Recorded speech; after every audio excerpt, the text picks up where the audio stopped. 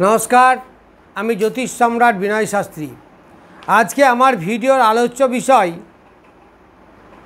देवगुरु बृहस्पतिर मिथुन राशिते पदार्पणे mean राशि बा लग्नेर जातक जातिकादेर ओपर किरूप प्रभाव विस्तार करबे। এই मीन राशि बा लग्नेर लग्नपति बा राशिपति देवगुरु बृहस्पति निजेई। ताई देवगुरु बृहस्पति तार लग्न बा राशिर चतुर्थे गिये बसेছে। चतुर्थ माने एक केंद्र 1 4 7 10 এই যে চারটে ভাব বা রাশি এইগুলোকে বলা হয় ছকের পিলার। একটা বাড়ির যেমন পিলার থাকে কোণে কোণে, এই চারটে পয়েন্টকে যোগ করুন দেখুন একটা চতুর্ভুজ হবে। তাই চতুর্ভুজের চারটে কোণ, তার মানে এইগুলো হচ্ছে কেন্দ্রস্থান। আর কেন্দ্রস্থান হচ্ছে বেশ বলবান, যা একটা ছককে ধরে রাখতে পারে, যেমন পিলারগুলো বাড়িকে ধরে রাখতে পারে। তাহলে এই লগ্নপতি যদি লগ্নের চতুর্থে বসে তাহলে সে সব জায়গায় মানে চারটে কেন্দ্রকেই বল প্রোভাইড করতে পারবে। যেমন রডে রডে সব পিলারগুলোর মধ্যে যোগ থাকে, চার জায়গায় চারটে কোণে পিলার দিলাম, কিন্তু কানেক্ট হলে কি রড দিয়ে সিমেন্ট দিয়ে পাথর দিয়ে সব কানেক্ট হলো তো। তেমনি কেন্দ্রে গ্রহ থাকলে অন্যান্য কেন্দ্রকে সে বল প্রোভাইড করতে পারে বা বল নিতেও পারে। এই হচ্ছে কেন্দ্রের ক্ষমতা। তাহলে লগ্নকে বল দেবে, এই চতুর্থভাবে বসে আছে। তাছাড়া এই লগ্নটা হচ্ছে তার নিজের ঘর। তাহলে লগ্নের চতুর্থে যদি বৃহস্পতি বসে থাকে তাহলে এই মিন লগ্নের জাতক জাতিকাদের বা বিশেষ করে যারা স্টুডেন্ট তাদের পড়াশুনো ভালো হবে। বিশেষ করে যারা হায়ার সেকেন্ডারি লেভেল অবধি আছে মন মানসিকতা ভালো হবে, প্রেম প্রীতির ব্যাপারেও বেশ সুসম্বন্ধ আসবে, মানসিক শান্তি পাবে। কারণ এগুলো থেকে চতুর্থ থেকে পাই। আর কি পাবে? মায়ের শরীর স্বাস্থ্য ভালো থাকবে, মনের শান্তি থাকবে, মনের মধ্যে স্পিরিচুয়ালিজম আসবে, ধর্মতত্ত্ব দিকে মানসিকতা যাবে। আবার যে মোক্ষ ত্রিকোণ 4 8 12 সেখানেও উন্নতি হবে, পরজগতের চিন্তা করতে পারবো। তাহলে এই বৃহস্পতি এখানে বসে থেকে এতগুলো জিনিস আপনাকে দেবে। এই বৃহস্পতি দৃষ্টি পড়ছে কোথায়? মীন রাশি বা লগ্নের অষ্টমে। তাহলে অষ্টমে যদি দৃষ্টি পড়ে, বৃহস্পতি কার কারক? বৃহস্পতি সবের কারক। এডুকেশনের সব সাবজেক্টকেই মোর আর লেস দেখে বৃহস্পতি। ইঞ্জিনিয়ারিং সেটাও দেখে, সায়েন্স সেটাও বৃহস্পতি দেখে, আর্টস সেটাও বৃহস্পতি দেখে, লিটারেচার সেটাও বৃহস্পতি দেখে, মেডিকেল সেটাও বৃহস্পতি দেখে। তাহলে এই যে অষ্টম স্থান, অষ্টম স্থানে বসে কি দেবে? এই বৃহস্পতি অষ্টম স্থানে বসে যারা রিসার্চ করছে তাদের বিরাট উন্নতি হবে, সহজেই রিসার্চ হয়ে যাবে, সাকসেস আসবে। এটা লোনের ঘর, ঋণ। তারা ঋণ যারা চাইছেন তারা পেতে পারেন। আবার এই বৃহস্পতি চতুর্থভাবে থেকে অষ্টমে দৃষ্টি দিচ্ছে। চতুর্থ পঞ্চম ষষ্ঠ সপ্তম অষ্টম পঞ্চম দৃষ্টি পড়ছে। তাহলে লোন করে যারা বাড়ি করবেন তাদের ভালো, লোন পাবেন, সহজেই পাবেন এবং বাড়িও করতে পারবেন। সুন্দর বাড়ি হবে, ফ্যান্সি বাড়ি হবে। লগ্নপতি না বৃহস্পতি, আর বৃহস্পতি লগ্নপতি হিসাবে রাজ্যকারী।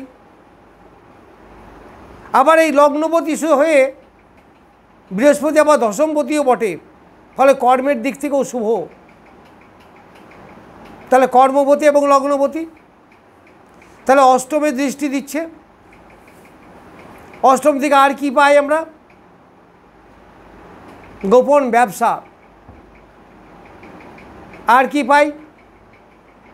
এটাকে নেগেটিভ হাউস বলি তো আমরা।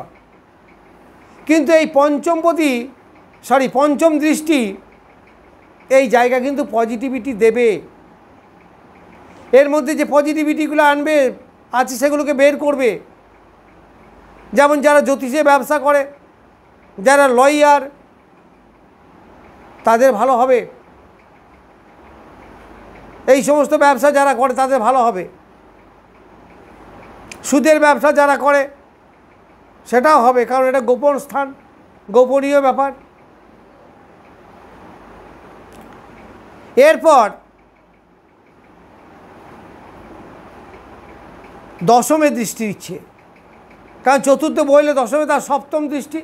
এই বৃহস্পতি সপ্তম দৃষ্টিকে আমরা নিউট্রাল দৃষ্টি বলি, কারণ পঞ্চম দৃষ্টি এবং নবম দৃষ্টি যতটা বলবান, এই সপ্তম দৃষ্টি কিন্তু অত বলবান নয়, মোর অর লেস নিউট্রাল বলতে পারেন। ক্ষেত্র বিশেষে বলবান হয়, আবার ক্ষেত্র বিশেষে নিউট্রাল থাকে। কিন্তু এটা নিজের ঘর, এই দশম ভাবটা হচ্ছে বৃহস্পতির নিজের ঘর। তাহলে দশমপতি হয়ে দশমে তার দৃষ্টি, তা নিজের ঘরে ভালো তো সবাই জানে। তাহলে দশমের উন্নতি হবে। তা দশমের উন্নতি হলে কি হবে? দশম দিয়ে কী পাই? জীবনের বিস্তার। আমি কত বড় হতে পারবো, আমার কর্ম কত বড় হবে, আমার পেশা কী হবে। যারা এডুকেশন লাইনে পেশাতে আছেন সেটা প্রাইভেট টিউশনই করুন, আর কোচিং সেন্টারই করুন, আর শিক্ষকতাই করুন, পার্মানেন্ট চাকরি, আপনার ডেভেলপমেন্ট হবে, আয় উপার্জন বৃদ্ধি হবে, জনসংযোগ বাড়বে। তার মানে টিউশন পড়ালে ছাত্র বাড়বে, সমাজের মধ্যে প্রভাব বিস্তার করতে পারবেন। দশম ভাব থেকে তো এইগুলো দেখি আমরা। আবার দশম স্থান হচ্ছে পিতার ধনস্থান। নবম যদি পিতা হয়, দশম তার ধনস্থান। তাহলে পিতার আয় উপার্জনও বৃদ্ধি পাবে, পিতার কাছ থেকে আপনি অর্থ পেতে পারেন। আবার এই বৃহস্পতি আছে দ্বিতীয় পতির নক্ষত্রে, আবার বৃহস্পতি কানেক্ট হয়েছে অষ্টমের সঙ্গে। তাহলে অষ্টমের সঙ্গে যদি বৃহস্পতি কানেক্ট হয়, তাহলে উত্তরাধিকারী সূত্রে অর্থ, পরের সম্পত্তি প্রাপ্তি, এগুলো হবে, এইগুলো আপনি পেতে পারেন। অর্থাৎ অর্থাগম আপনার হবে। দশম কর্মের উন্নতি হবে। এই বৃহস্পতির নবম দৃষ্টি পড়ছে দ্বাদশে। তাহলে দ্বাদশ থেকে আমরা ব্যয় বিচার করি। তাহলে দ্বাদশে যদি বৃহস্পতির দৃষ্টি পড়ে, আবার অষ্টমে পড়েছে, তাহলে রোগ মুক্তি ঘটবে, শরীর স্বাস্থ্য মোর অর লেস ভালো যাবে, সৎ ব্যয় হবে। অর্থাৎ যে ব্যয়টা করবেন সেই ব্যয়ের দ্বারা আপনার উপকার হবে। ঘর কিনতে পারেন, বাড়ি কিনতে পারেন, জমি কিনতে পারেন, সম্পত্তি কিনতে পারেন, ছেলে মেয়েকে এডুকেশন দিতে পারেন। এই সৎ ব্যয় বলা হয় এইগুলোকে। রোগ শয্যা থেকে বা রোগ মুক্তি ঘটবে। যারা বেশিরভাগ ওষুধ টষুধ খেতেন, প্রচুর রোগে ভুগতেন, তাদের তুলনামূলকভাবে ভালো হবে। এইগুলো আপনি পাবেন। এই বৃহস্পতি অর্থের কারক, এই বৃহস্পতি এডুকেশনের কারক, এই বৃহস্পতি সন্তানের কারক। তাহলে মীন লগ্ন বা রাশি সাপেক্ষে চতুর্থে বসে আছে। তাহলে পঞ্চম ঘর হচ্ছে কি? কর্কট রাশি। এই চন্দ্র হচ্ছে তার মিত্র। আবার মঙ্গল যার নক্ষত্র সেটাও তার মিত্র। তাহলে বৃহস্পতি এই কর্কট রাশি, মীন রাশি, সিংহ রাশি, বৃশ্চিক রাশি, এরা তো সব একটা গ্রুপের, একই গ্রুপের। ফলে সন্তানের সাফল্য আসবে। কারণ আমি যদি ট্রাইন বিচার করি, তা ট্রাইন কি? ধর্ম, ধর্ম, অর্থ, কাম, মোক্ষ, এই চারটে ত্রিকোণ। তা ধর্ম ত্রিকোণের প্রথম ঘর হচ্ছে লগ্ন, অর্থাৎ মিন। তাহলে দ্বিতীয় ঘর হচ্ছে কর্কট আর তৃতীয় হচ্ছে বৃশ্চিক। আপনি একটা তিনটেকে কানেকশন করুন, দেখুন একটা ত্রিভুজ তৈরি হবে। এই ত্রিভুজের তিনটে শীর্ষবিন্দু হচ্ছে এই তিনটে ঘর। তাতে কি লাভ? না, এই বৃহস্পতি এই তিনটে ঘরকেই কানেক্ট করতে পারবে, এদের শুভ হবে, কার লগ্নপতি তো। এই বৃহস্পতি সব থেকে বেশি যেটা দেবে সেটা হচ্ছে স্পিরিচুয়ালিজম, কারণ 4 আর 12 কানেক্ট করেছে এবং 12তে ওর দৃষ্টি আছে, তাহলে সদ্ব্যয় হবে। এই বৃহস্পতি এখন আছে 5 নক্ষত্রে। তাহলে 5 নক্ষত্র মানে কি? 5 নক্ষত্র মানে কি? 5 কার অধিপতি? 5 হচ্ছে মঙ্গলের নক্ষত্র। তাহলে মীন রাশিতে কটা নক্ষত্র আছে? 25, 26, 27। তাহলে 25, 26, 27, 25 মানে বৃহস্পতির নক্ষত্র। তাহলে কাউন্ট করুন, বৃহস্পতি, শনি, বুধ, কেতু, রবি, চন্দ্র, মঙ্গল। তাহলে ক ঘর হচ্ছে বৃহস্পতি কাউন্ট করে? 1, 2, 3, 4, 5, 6, 7, 8। 8 মানে মিত্র। তাহলে তাদের কাছে মিত্র নক্ষত্র। মিত্র নক্ষত্র হলে কী হবে? দারুণ উপকারে পাবেন, দারুণ উপকারে আসবে। যাদের 25 জন্ম নক্ষত্র তাদের কাছে বেশ ভালো, বেশ সাপোর্টিভ।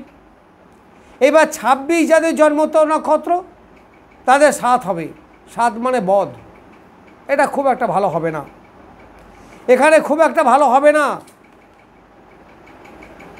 সমস্যা নিয়ে আসবে, শারীরিক দুর্বলতা একটু আড্ডা নিয়ে আসবে, এইগুলো নিয়ে আসবে। তাহলে 25 যাদের জন্ম নক্ষত্র তাদের কাছে 5 হচ্ছে অতিমিত্র, তারপর হচ্ছে বদ, আর একটা হচ্ছে মিত্র। অর্থাৎ 27 যাদের জন্ম নক্ষত্র তাদের কাছে এই 5টা হচ্ছে সাধক,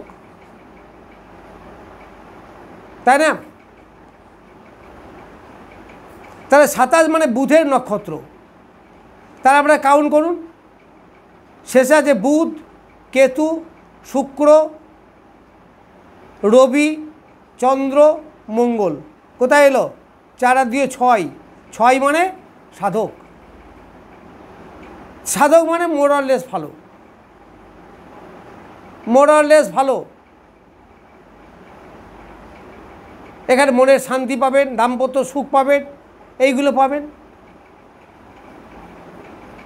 এই সবগুলো আপনারা এই নক্ষত্রের দ্বারা পাবেন। আর মাঝে গেছে 8। তাহলে 8 যাদের, 8 মানে 26, তাদের কাছে বদ ছিল, ওই একটাই খারাপ। তাহলে 26 নক্ষত্রে যাদের জন্ম তারা একটু সাবধানে থাকবেন। আর নাহলে একটা পেয়েছে মিত্র, একটা পেয়েছে বদ, শুধুমাত্র 26টা, আবার 27টা পেয়েছে সাধক। তাহলে এই গেল নক্ষত্র ফল। তাহলে বৃহস্পতি মিথুন রাশিতে বসে মীন রাশির মোরাললেস উপকারী হবে। আবার যারা বিদেশ যেতে চাইছেন তাদের সাপোর্টিং হিসাবেও কাজ হবে, যারা গবেষণায় আছেন তাদেরও লাভ হবে। যাই হোক, আর ভিডিওকে প্রলং না করে নমস্কার, আজ এই পর্যন্তই।